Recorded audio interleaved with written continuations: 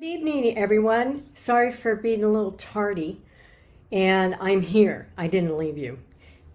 Tonight's talk is about leaving and being left. It's something that comes up all the time, and it terrifies us. Um, when we shift, because we're on a path where we are changing ourselves, there are certain people who leave our lives just automatically. Um, Good ones that we judge as good, and bad ones that we have problems with. It's a natural occurrence. And this just means that they no longer matched up to who you are now. Take an example of COVID for me personally. I ended up through COVID, after a year, losing 8 of my very close relationships.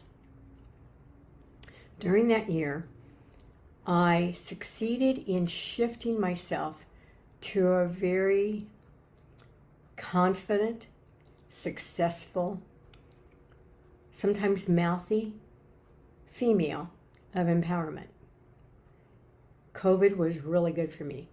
I didn't sit at home and isolate myself at all. I was out there in the world, and no, I didn't get COVID. I miss these people. I really do. I was with them for years. I would watch their families grow up. I watched their animals. I was there during deaths and births. And they will always, hi Val, they will always be a part of me because I take them with me.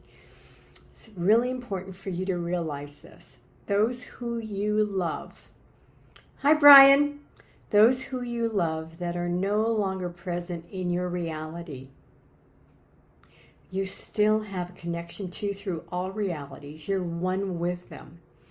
There's a togetherness that cannot be threatened. And that's what we need to understand. That when we connect with somebody in love, it can't be threatened. We're so used to the world, which tells you that relationships can be threatened, where you have to be perfect in order to keep a guy in your life or a woman in your life. You've got to do this and do that and do this and do that in order to sustain a relationship. Throw that all in the trash can, please, okay? Neville had an incredibly stable relationship through all kinds of changes because who he was with matched up to all of the different Nevilles that happened through the years. Did their relationship stay exactly the same as it started? No, it got richer. It's what we want. We want richer, more rewarding relationships. And certainly that is on the menu. But you have to evolve to it. And you cannot force the issue and say, I'll use my former SP, Daniel has to continue with me. It's not going to happen. He's not ready. He's too terrified. I had to let him go. So I shifted so much this summer. I am not the same person that he remembers. There's such a gap, and I am not going to change myself to accommodate that relationship again and compromise myself. And he's not going to get off his ego position. And that is, he's scared of love. I'm no longer scared of love. I have incredible relationships. I've moved past that, and every day is a new adventure in love for me. And part of that is letting go. Yesterday I said goodbye to a dear cat friend of mine who I've known for 15 years. And 12 years. And I was busy for 5 hours cleaning up her being sick throughout the house, so that the owner wouldn't come back to it. And I knew what I was doing. I was keeping busy in order to avoid that deep feeling of love from them no longer, their body no longer being with me. Their spirit was still in the house. I would turn the corner and think that she was going to be there underneath the chair. And her mate was calling for her. So let me just say that grieving is a part of the process of letting go. And please grieve, just don't hang out in it, okay? What we really are grieving for, certainly it's our loved one, when we have to say goodbye. Yes, it is a very small part of it. Because in truth, only their body is gone, their spirit still is one with us. You've got to, the body is nothing, it's a communication device. When you're through with it, when it serves its purpose in this reality, you get a new one, okay? You move on.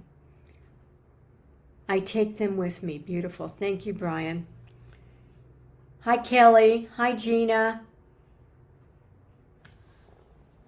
What you said, Brian said, what you said reminded me of whoever will leave wife and lands and mother and father and servants and so on will reap 100-fold. Heavily paraphrased. Yes, it was, Brian. But that's okay. We must let go of loved ones, especially when they choose their departure time. Gizmo was the cat's name, and she died peacefully in one of her favorite chairs at home. And I'm going to start crying now. My adopted niece, Madeline, came in to Grandma's house and found her, and it shattered her. Madeline is very much like me years ago, where I couldn't handle deep feelings. And so she turned to her dad, and the dad contacted Madeline's grandma, and the whole situation was smoothed out, and Madeline avoided, okay? So I was there to clean up the mess. That's okay. Out of love, I will do it for the entire family, and in loving memory of Gizmo. Gizmo was one of a kind cat. So by the time I left there, I had a lot of suppressed emotions of grief, and I went over to a dear friend of mine's house, Katita, and Mama was still visiting, and Katita has 2 beautiful cats, one of which is Andy, and Andy loved up to me like nothing else, knowing I was sad. And so I got hugs. I didn't want soothing. Do not soothe me. I'm a very powerful, dynamic woman who needs to deal with very strong emotions, and I did. And I cried a little bit, and I let Gizmo go. At the same time, I incorporated Gizmo and all of her memory within me to take forever, as part of me, forever and ever. Giz and I are one. And she's a character just like I am. So, things happen. Let's go back to grief. It's normal to feel grief. We do that. However, after an initial stage, if we're still in grief, it isn't grief for the lost loved one. It's grief for ourselves. We are grieving our biggest fear, the one that the ego serves up to us, that should we change and bone up with muscle, Brian, forgive me, and stand tall and deliver who we really are in the world, that God will come and strike us dead. And don't even ask me the details of that. That's not for this video.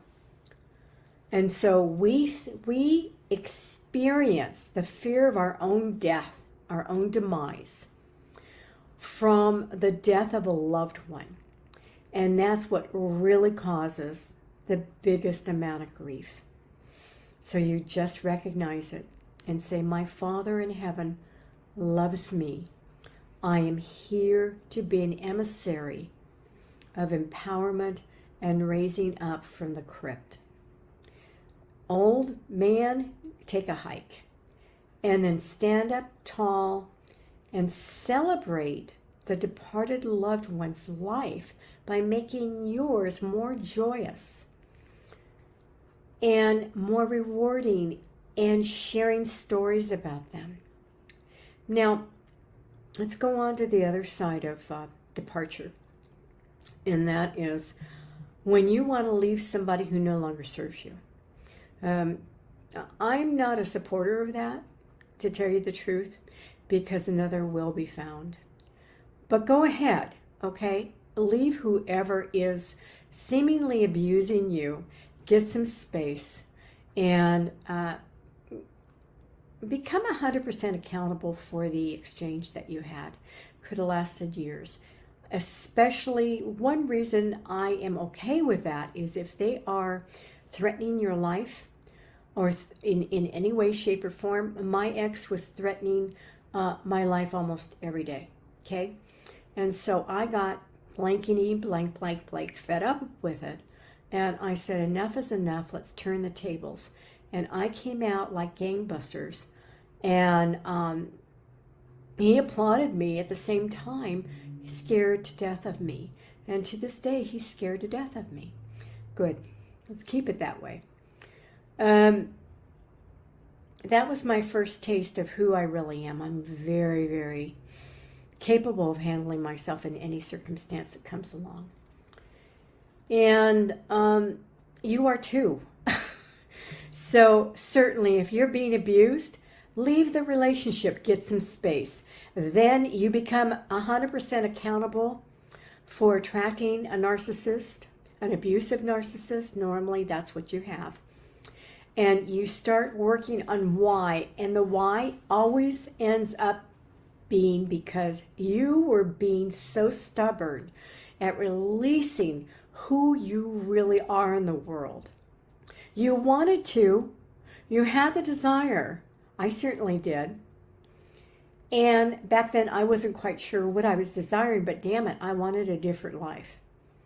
And so it was so profound, so deep, that it served me up my ex in my life, threatening me every day. And that's what it took for me to break free initially of the hard cocoon I wrapped myself in, pretending I was weak and helpless. I ain't weak and I'm not helpless, believe me. Everybody gets that. Pardon me. I ate something really fast before I got on.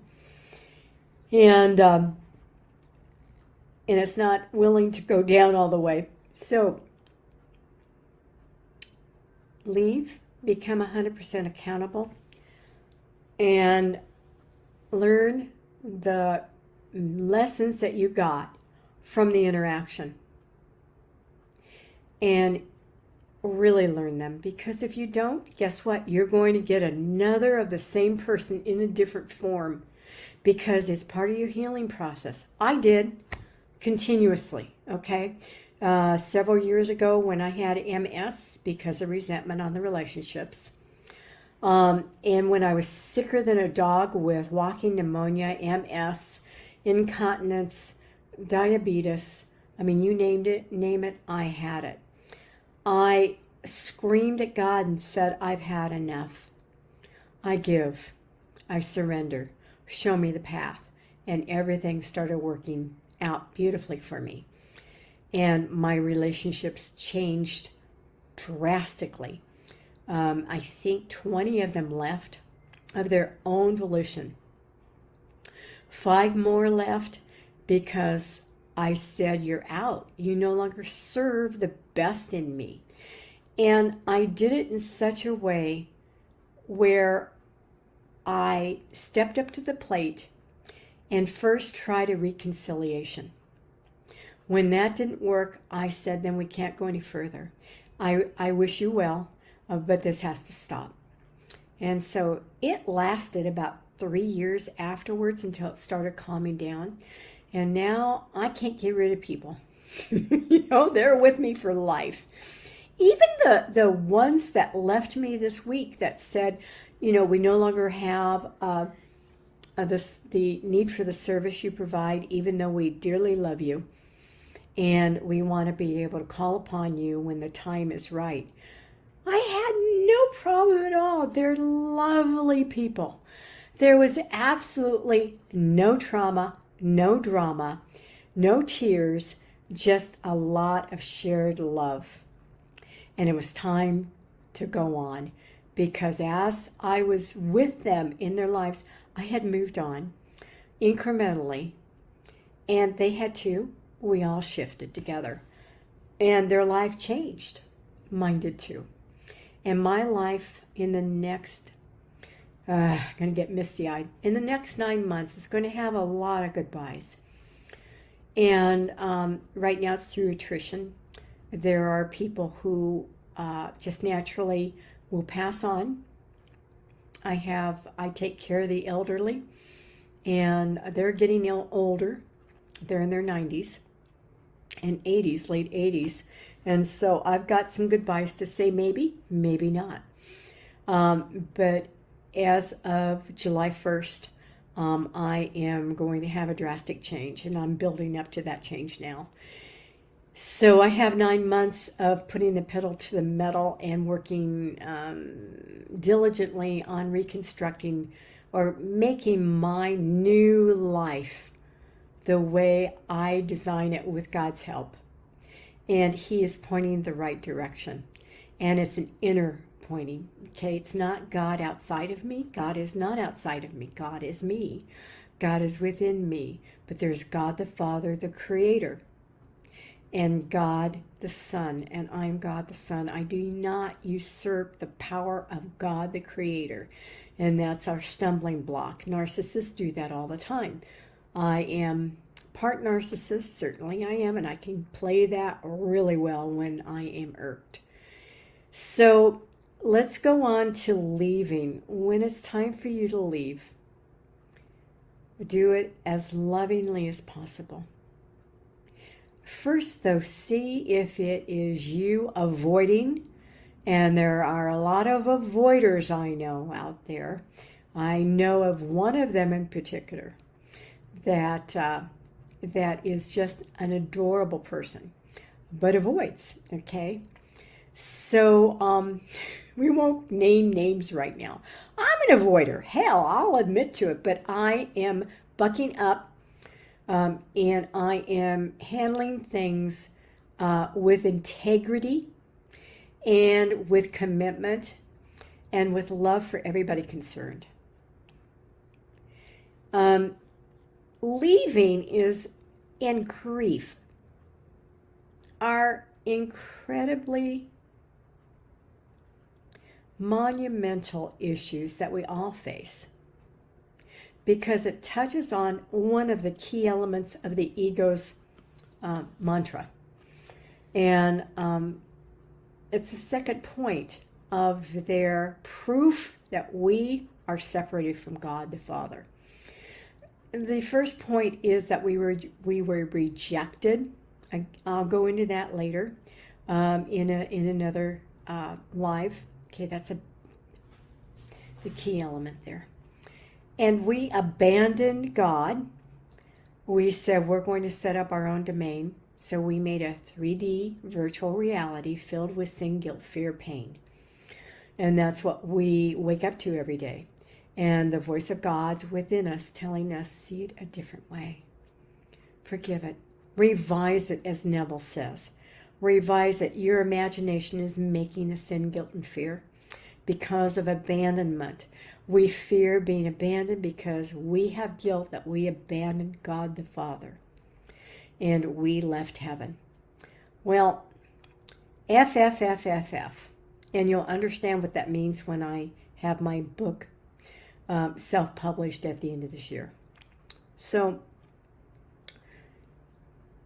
in closing, scream and surrender. Brian, yay! Scream and surrender. One of the key things that I teach my coaching students and my friends is that when you're going through a rough period of time in your life and you have a lot of deep emotions coming up and you just don't know how to release it, laugh.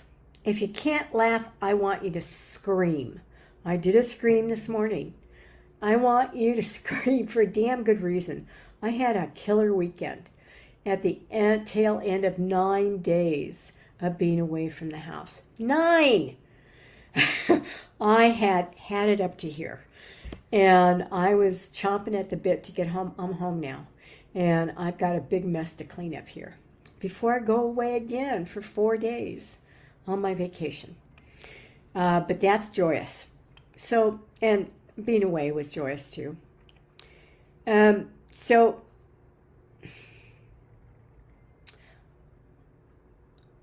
what I want you to do is when you just feel like you can't feel anymore, I want you to scream. Scream into a pillow. And if you scream correctly, you're going to laugh afterwards, and you're going to feel a lifting of your consciousness and a release.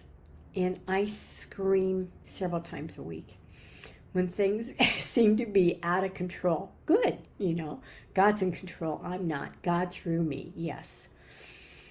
I just scream. And it is not a Band-Aid. It is something that I utilize as a tool in my toolbox.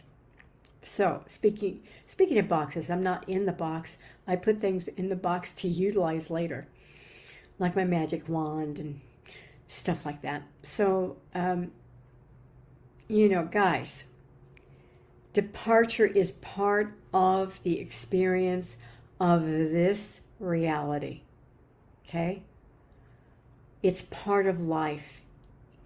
Knowing that I am not going to be in this body forever, I'm really happy about that. Hell, I want to look like Dolly Parton next time. Dolly Parton would like to look like Dolly Parton. I want to be 21 again with the knowledge that I have. I would rule the world, and I do in a sense. We all do. There are going to be goodbyes. Every time you shift, there's a goodbye. You're saying goodbye to a part of you that was reflected in a relationship that departed your life. Allow it to happen. But don't resent them leaving. Just love them. Let them go in peace. Release yourself from the attachment of your old self. Hi, Heather. I can't wait for your book. Me neither. Hi, Kelly. Yeehaw. Heather, no shit, Heather. She said, I'm an avoider, but you inspire me not to be. I kick your ass, Heather. Let's be real. So, in closing, I want you to know something. Neville departed. He left us, but he left a legacy. I was told last week by Juanita Segovia, a near and dear blessing in my life, that I was leaving a legacy. Now, I'm not a narcissist, so I could care diddly twat about it. I'm not wanting to be woo Karen Sinclair. I'm wanting to be part of your journey. I don't want you to worship me at all. I will step on you. And I will. I just don't like that. Obsession. I hate it. You are your own source. I'm not your source. I am hopefully a reflection of your empowerment. And I spurn you on by kicking your ass or slapping you or shutting the door in your face or giving you a pat on the back and applauding. That's who I am. And that's my brand of kindness and my brand of just being me. Okay? Be you. Don't think that you have to conform to anybody's idea of what kindness is. And I'm going to do a thing on the killing craft of kindness. I swear I am. Boy, I had a run-in with somebody on that today on the board. That's okay. Bye.